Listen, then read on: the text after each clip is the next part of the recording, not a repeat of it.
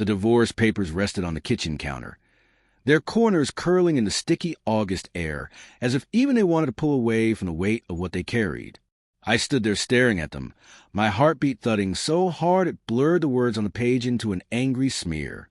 I remembered another night years ago, when Claire came home glowing after a promotion to bank manager. Her laughter had filled our little apartment, sparkling and contagious.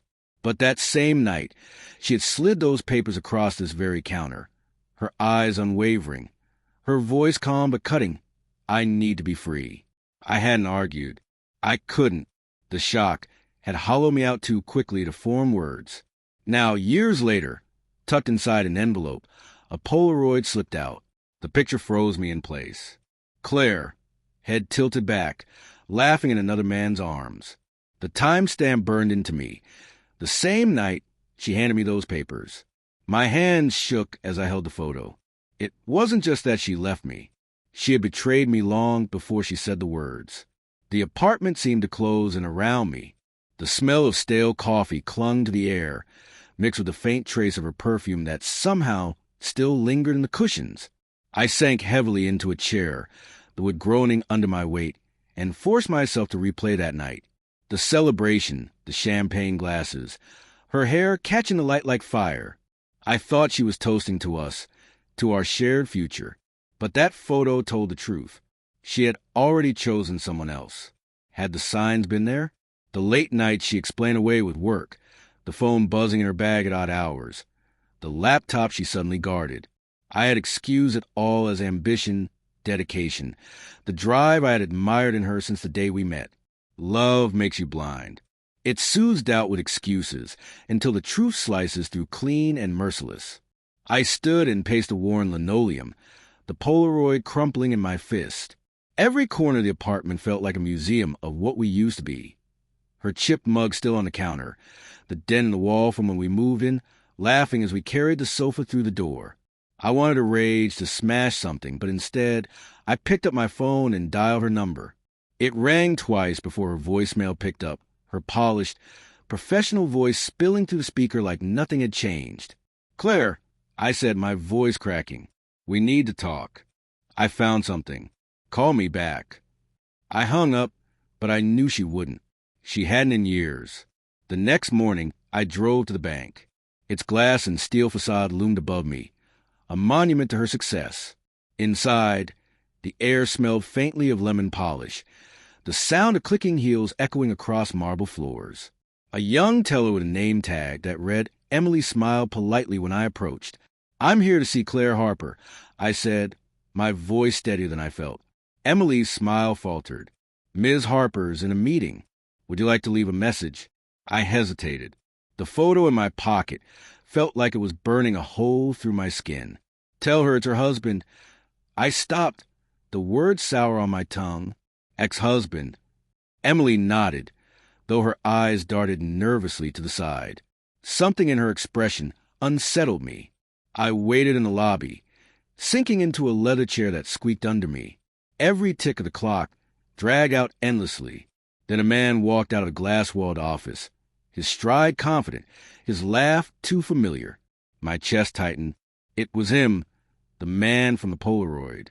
Older now, streaks of gray at his temples, but there was no mistaking him. He glanced at me briefly before turning to a colleague, grinning as if nothing in the world weighed on him. Moments later, Claire appeared.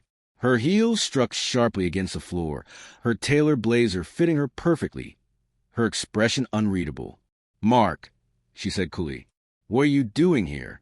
I stood, towering over her though feeling impossibly small. I pulled the Polaroid from my pocket. "We need to talk."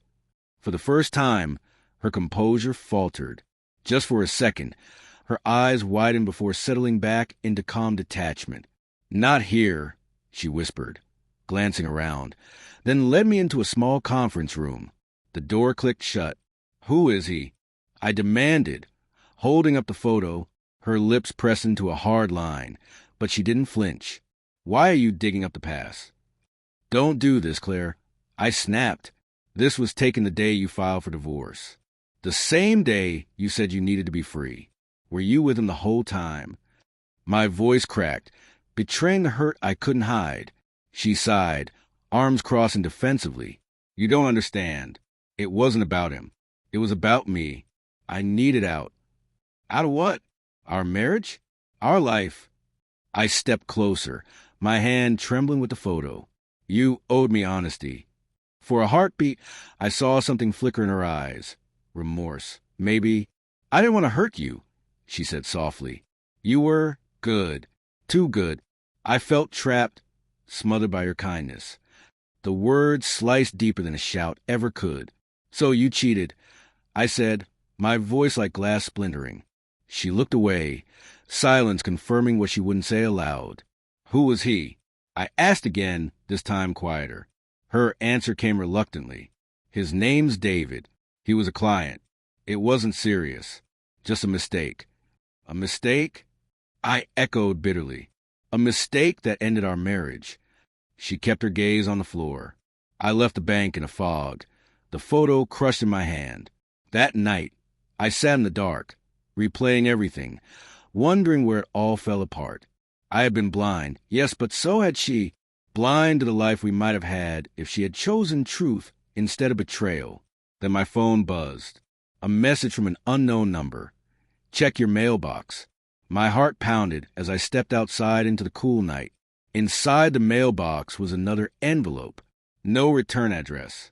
I tore it open and froze. Another Polaroid. Claire and that same man, recent this time. Their hands entwined, smiling at a restaurant I knew.